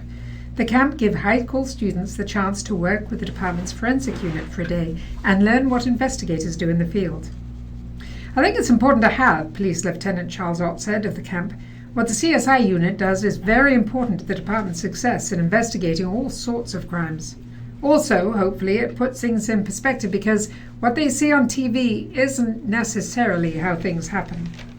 Police officer Ruben Soto said the inspiration for Wednesday's camp came from such popular TV shows as CSI and NCIS. The students that we have here, they basically get everything off what they're watching, what their parents are talking about, Soto said. It seemed like there was an interest, especially with the younger crowd, between reality and fiction. Wednesday's camp activities began with casting and comparing shoe impressions and a fingerprint dusting exercise in which students use fingerprint powder to dust empty pop and water bottles for fingerprints. The camp of 50 then broke into 3 smaller groups and rotated among 3 stations. The first included documenting and inspecting mock crime scene evidence. The second gave students a lesson on fingerprint science and had students using exercises to mark details in prints they obtained earlier in the day through a magnifying glass. And lastly, students worked with 3D laser scanners, which are commonly used for forensic mapping at vehicle crash scenes. Soto said enrollment for the camp, which usually tops out at 30, closed in less than a day. However, the department reopened enrollment and expanded this year's camp to 50 students. Soto said department officials are considering holding a similar camp for adults. We've had a lot of interest from parents, he said. Lane, a first-time camp attendee, said the experience gave her a chance to think about potential job opportunities after high school. I really like it, especially because it gives me an open mind on what I want to do when I grow up, she said. I'm going into my junior year of high school, so I feel like it's time for me to get on track with figuring out what I want to do with my future. Prior to attending the camp, Lane said she had considered a career in law enforcement. Talking with officers Wednesday piqued her interest in looking at fire and police training programs. When asked if she had a dream job, Lane said one came to mind. I feel like CSI could be a big interest. Here's Bill. In business, no aid for unplanted acres. Agriculture Secretary Perdue is exploring the legal flexibilities. There will be no trade aid for farmers who are unable to plant a crop this season because of wet weather that caused intensive flooding and property damage, according to a release from the United States Department of Agriculture.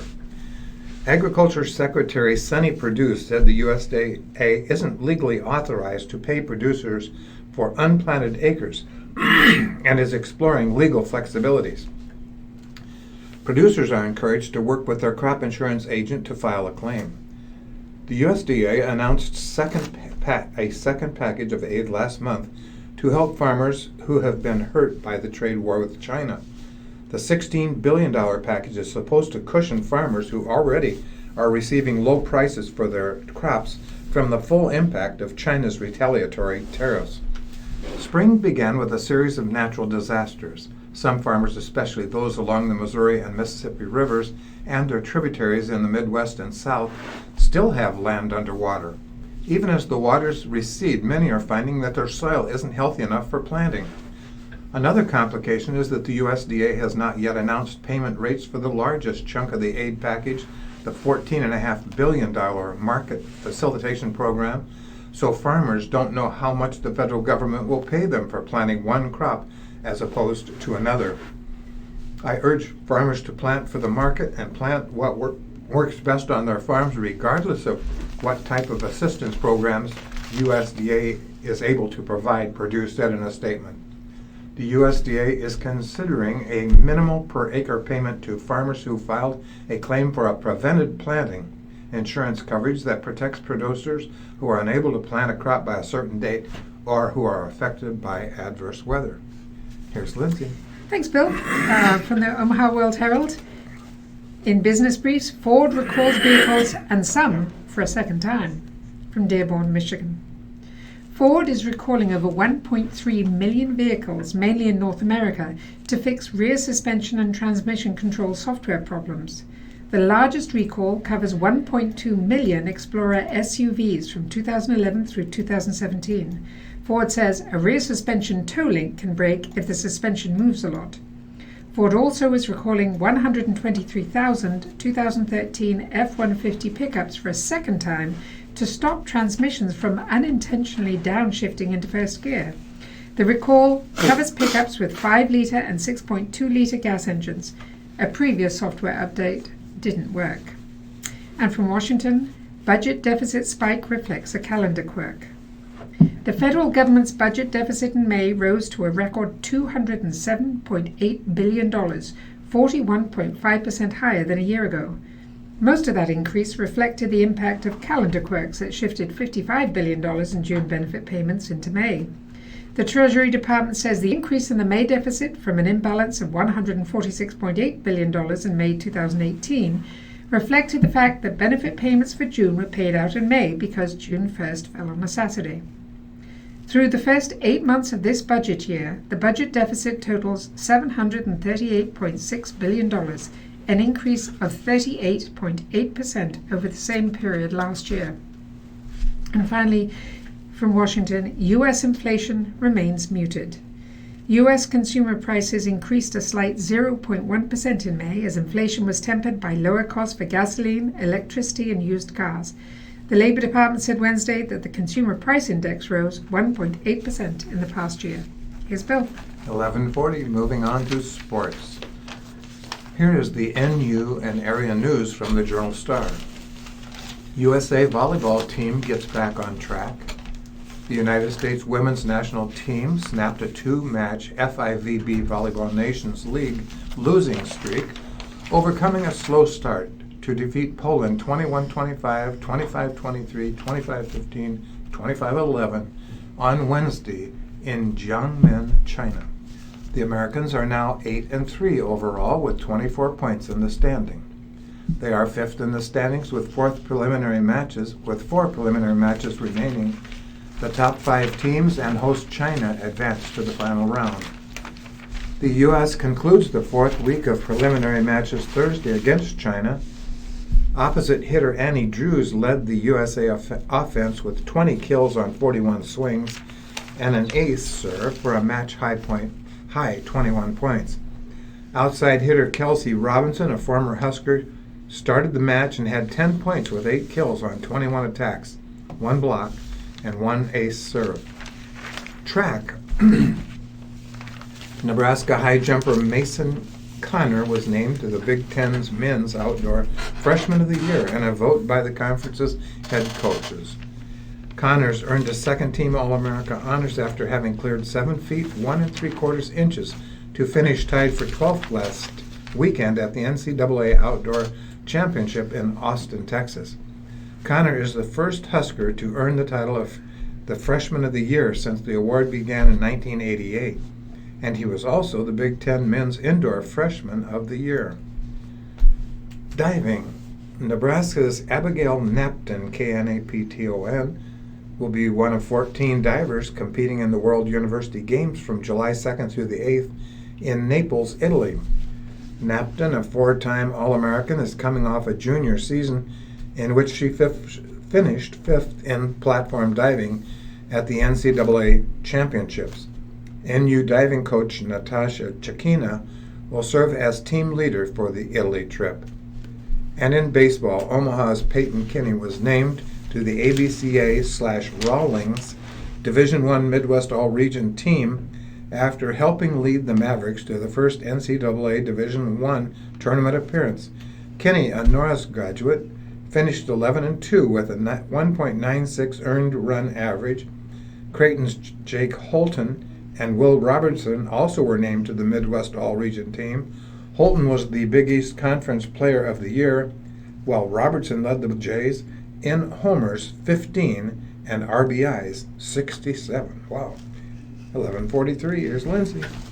Thanks, Bill. From the World-Herald. With 4 teams in Omaha, CWS will feel the SEC impact. The College World Series has an even stronger SEC flavor than usual. Arkansas, Auburn, Mississippi State, and Vanderbilt comprise half the 8-team field for the CWS, which begins Saturday when Texas Tech faces Michigan and Arkansas meets Florida State. This marks the 11th time in 12 seasons that the CWS includes multiple SEC teams. At least one SEC team has reached the best-of-3 championship round 10 of their past 11 years. It's the same every year, Arkansas coach Dave Van Horn said. It's a great league. A lot of kids want to play in this league, and a lot of kids will turn down money from professional baseball to play in this league because it gets you ready. It gets you ready for the next step. This CWS field is notable for what's missing. For the first time since 1996, no West Coast schools reached Omaha. UCLA was the NCAA tournament's #1 overall seed, but they lost a super regional to Michigan. We lost one series all season, and it was this weekend, UCLA coach John Savage said after losing to Michigan in the decisive third game. It's a tough one to swallow. By sending 4 teams to the CWS, the SEC has tied a record. The SEC also had 4 CWS representatives in 1997, 2004, and 2015. The ACC sent 4 teams to Omaha in 2006. Perhaps it's no coincidence that 3 of the SEC's best lineups reached the CWS. Vanderbilt, Arkansas, and Mississippi State are the SEC's top 3 teams in batting average, slugging percentage, on-base percentage, and runs scored. Vanderbilt leads the league in each of those categories as well as homers. Vanderbilt is the #2 national seed and tied an SEC record this year by having 13 players drafted. Vanderbilt outfielder and SEC Player of the Year J.G. Blade went 4th overall to the Miami Marlins. The background on my phone is TD Ameritrade Park, Vanderbilt catcher Philip Clark said. That's definitely an expectation to go there every year. Of the group, Auburn's presence in Omaha is most surprising. The Tigers upset #3 national seed Georgia Tech in a regional and #14 seed North Carolina in a super regional to clinch their first CWS appearance since 1997. We're just a gritty group of guys, Auburn shortstop Will Holland said. We don't stop. Here's Bill. 11:45. Here's around the league from the Journal-Star. 6 detained in Ortiz shooting from Santo Domingo, Dominican Republic. An alleged gunman and 5 accomplices have been detained in the shooting of former Red Sox superstar David Ortiz. Dominican officials said Wednesday, while providing no information about why a group of young men would try to killed their country's most beloved sports hero. 4 other suspects were being pursued in the shooting, which witnesses said was carried out by 2 men on a motorcycle, assisted by 2 other groups of people in cars. The National Police Director, Major General Aldrin Bautista Almonte, said the coordinator of the attack was offered 400,000 Dominican pesos, or about $7,800, to orchestrate the shooting. He said the alleged coordinator was among those in custody. Rodriguez and Bautista declined to give a motive for the shooting at a popular Santo Domingo bar Sunday night or say who had hired the attackers. Meanwhile, in Boston, Ortiz's wife said in a statement that the former Red Sox slugger, age 43, was able to sit up, take some steps as he recuperates in the intensive care unit at Massachusetts General Hospital. His condition is guarded and he will remain in ICU for the coming days, but he's making good progress towards recovery, Tiffany Ortiz said in the statement. Ortiz is one of the most beloved figures in sports history in the Dominican Republic and Boston, a fearsome power hitter with a ready smile. The slugger, known as Big Papi, led the Red Sox to 3 World Series championships, was a 10-time All-Star, and hit 541 home runs. Briefly, the Cubs reliever Steve Cishek, or Kishik, it starts with a C, was struck on the inside of the right leg while playing catch Wednesday in Denver.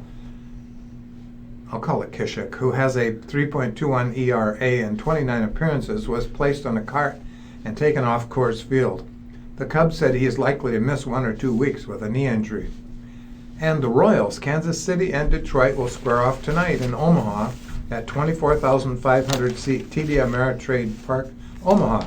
It will be the first Major League game ever played in Nebraska, though the site has annually played host to the College World Series since 2011.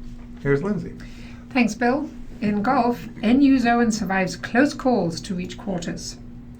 After gusty north winds turned Wednesday into a survive and advance day, qualifying leader Tanner Owen was thankful to be among the 5 top 8 seeds to make it to the quarterfinal of the Nebraska Men's Match Play Championship. Ex-Husker football player Jay Moore and the last man to make the match play bracket, Michael Croker of Gretna, each took Husker senior to be Owen to the 18th hole at Players Club before losing. "I definitely did not have it today," Owen said. "I had to work with what I had, which was some short game and some putting. It was a tough day." Against Moore, Owen was 3 down after 10 holes before winning the next 3. He took the lead for good when Moore 3-putted the par 3 16th. "Jay obviously is a great competitor," said Owen, whose only birdie in 36 holes was a conceded hole by Croker. "He's been around the football scene in some of the toughest moments, and I kind of fed off his energy and his drive to keep his head down and just keep working hard." Moore said he was putting himself in tough spots on the greens after getting the lead, and that led to bogeys. "I knew I was in for a tough one," he said. "He shoots 7 under in 2 rounds out here, and he was Nebraska's #1 guy for most of the year." Also waking up Thursday to early morning quarterfinal matches are #2 seed Cade McCallum of Grand Island, #5 Ryan Needfeld of Omaha, #6 Caleb Badura of Aurora, and #8 Dan Houston of Omaha. Owen drew Huston, with Needfield playing William Amundsen of Omaha, McCallum taking on #26 seed Cole Granfield of Omaha, and Badura playing 2013 winner Andy Sajovic of Omaha. The winners advanced to afternoon semifinals with the 36-hole final Friday. The McCallum-Granfield match pits the winners of the only extra hole matches in the round of 16. Husker golfer Mitchell Clues was 4 down to McCallum 3 times, but won the last 3 holes of regulation only to double bogey the 19th. Granfield parred the extra hole to outlast Matt Peterson of Omaha. Needfeld's 5-4 win over Nebraska senior amateur champion John Sajovic of Fremont was the first time they had met in match play since Sajovic's 4-3 win for the 1996 championship at the Old Highland Country Club. Here's Bill. Thank you, Lindsay. Here is this date in baseball. It's kind of a new column. I think it's kind of cool.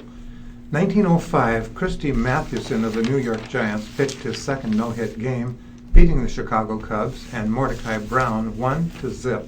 Mathewson and Brown matched no-hitters for 8 innings. The Giants got 2 hits in the 9th for the win.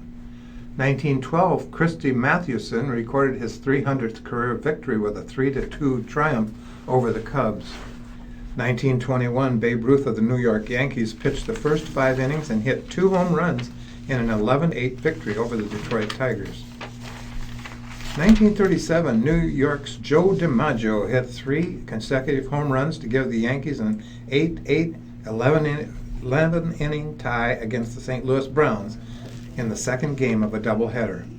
1947, in the first night game played at Fenway Park, the Red Sox beat the Chicago White Sox 5-3.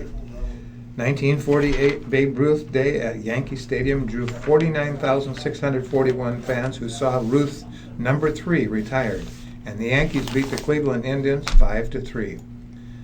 1957, Ted Williams of the Boston Red Sox hit 3 home runs and drove in 5 runs in a 9-3 victory over the Cleveland Indians, as Williams became the first American League player to have 2 3-homer games in a season.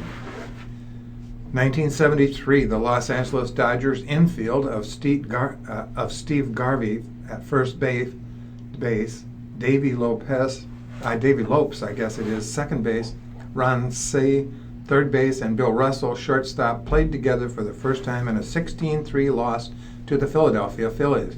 The quartet would set a major league record for longevity by playing 8.5 years in the same infield. 1998, for the 4th time in Major League history, teammates hit back-to-back homers in consecutive innings. Atlanta's Javi Lopez and Andruw Jones each homered in the second and third innings of the Braves' 9-7 win over Montreal at Turner Field.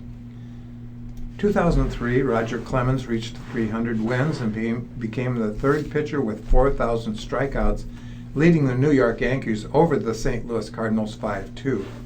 Clemens, the 21st pitcher to make it to the 300, allowed 2 runs in a 6 2/3 innings and struck out 10, raising his total to 4,006. Clemens joined Nolan Ryan, 57-14, and Steve Carlton, 41-36, in the 4,000 strikeout club. 2008, Chase Utley, Ryan Howard, and Pat Burrell hit consecutive home runs in the first innings of Philadelphia's 20-2 rout of St. Louis. And one more thing, 2012, Matt Cain pitched the 22nd perfect game in Major League history, and first for San Francisco, striking out a career-high 14 batters and getting help from 2 running catches to beat the Astros 10-0. Cain's 125-pitch masterpiece featured a pair of great plays by his corner outfielders. Left fielder Melky Cabrera chased down Chris Snyder's 1-out fly ball in the 6th, scurrying back to make a leaping catch on the warning track. Right fielder Gregor Blanco ran into right center to make a diving catch on the warning track and robbed Jordan Schaefer for the first out of the 7th. Here's Lindsay. Thanks, Bill. Some college basketball notes. Non-conference slate set for Husker hoops from Lincoln. The first 10 games of the Fred Hoiberg era at Nebraska are set as the school announced a non-conference slate Wednesday. The season will tip October the 30th in an exhibition against Stone College. Nebraska then hosts UC Riverside, Southern Utah, South Dakota State, and Southern from November 5th to November 22nd. The first road action will be at the Cayman Islands Classic from November 25th to November 27th. There, NU will play at least twice against the field of 7. Colorado State, South Florida, Loyola Chicago, New Mexico State, Old Dominion, George Mason, and Washington State are also in the tournament. The non-conference finishes with a trip to Georgia Tech for the Big Ten's ACC Challenge, then up Interstate 80 against Creighton on December the 7th. The Huskers then host North Dakota and Texas A&M Corpus Christi. And St. Louis Center visits Blue Jays. Creighton's first official visitor during a potentially busy recruiting stretch is a 2020 center whose recent AAU performances have caught the attention of several coaches across the region. Ryan Kohlbrenner, a 7-footer from St. Louis, was on campus Wednesday. He's ranked number 82 overall on the 247 Sports Composite. Rivals categorizes him as a 4-star prospect, but he jumped from 139th overall to 68th on that database's rankings this week. and those assessments could continue to improve if Kohlbrenner builds off his recent surge. Playing for Chicago's Mac Irvin Fire on Nike's AAU circuit, Kohlbrenner has averaged 7.7 points and 8.9 rebounds in 13 games. He shot 56.1% from the floor, and he's gone 25 of 30 at the foul line. But his defensive instincts are what have been most noticeable. Kohlbrenner is leading all eligible players in Nike's Elite Youth Basketball League at 4.5 blocks per game. He was named the top defensive player during Nike's Atlanta session in April. He had a 10-block game last month in Dallas. Kohlbrenner has been offered scholarships by about a dozen Division I schools since March, including Creighton, Illinois, Cincinnati, and Kansas State. He's reportedly set to visit the Illini later this week. For the Blue Jays, he certainly fits into an area of need. Creighton has 2 scholarship big men on its roster, sophomores to be Christian Bishop and Jacob Epperson. CU is pursuing graduate transfers this month.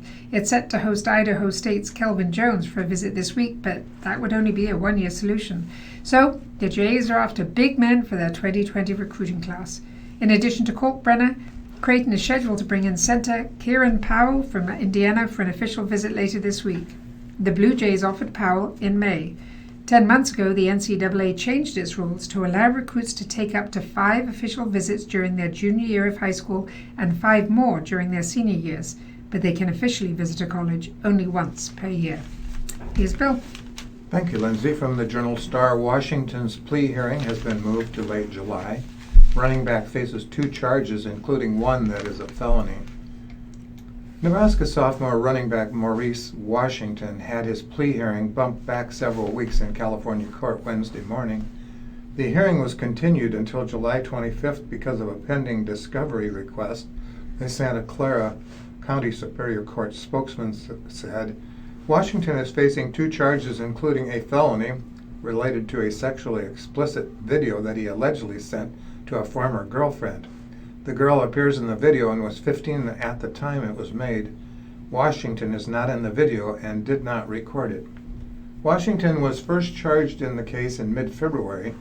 The new July court date is 1 week before the Huskers are to open preseason camp. Neither Washington nor his Lincoln-based attorney John C. Ball were in the California courtroom Wednesday. Washington, a San Jose native, compiled 676 yards and 4 TDs as a freshman in 2018, but was a limited participant in spring football this year because head coach Scott Frost and the coaching staff wanted Washington focused on school and his obligations related to the case. Washington on June 4th was cited for possessing drug paraphernalia in his UNL dorm room when university police were called to the room because of a strong marijuana odor. Here's Lindsay. Thanks, Bill. I think we've got time for 1 or 2 more. Cavs hire female assistant. The Cavaliers lured away another prominent college coach, this time from the women's game. Lindsay Gottlieb is leaving California after 8 seasons to join John Bellion's staff in Cleveland and become the 7th female assistant in the NBA. Gottlieb led the Golden Bears to 7 NCAA tournament appearances and their first trip to the Final Four in 2013. While she's not the first female assistant in the NBA, she's the first to make the jump from head college coach to a pro bench. And it is 12 o'clock on the dot. My goodness, yeah, kind of sneaked up on us. It did. It did last week too. So it's been a wonderful week, and I hope everybody gets to go out and enjoy the weather. Yes, I'll second that. Please do enjoy. Here's Ryan. Thank you very much, Bill Everhart and Lindsay Holly, for doing I thought I had time for 2, but I only had time for 1, which is fine. Because sometimes you look at the next one and you go, oh, I have no idea how to pronounce that name. Oh gosh, there's just too many, aren't there? I know, and they're not meant for Western tongues. No. Radio Talking Book is brought to you with the cooperation. You know, we're used to Smith and John and Oh yeah, Jones and Johnson. Yes, and I know, and the other ones are just Abrahimiovic. And once again, we want to thank the Okay. Omaha Association of the Blind for the grant. I don't know. There was something I was going to tell you. Nobody even knows whether you're doing it. No. Well, I bet you some people do. There was something I was going to mention to you. I'm trying to think if I can find it. The blind or visually impaired or care about their Of course, I'm not issues. remembered. You can join this organization. But it was something I went, ooh, I'll have to remember to ask them about that. See, that's what happens when I don't write it down. Isn't that awful? Anyway, yes, it is. Me too. Oh well, never mind. I'll see you next week. Yep, that's a deal. All right, you have a good week. Nice group of people. So if you'd like some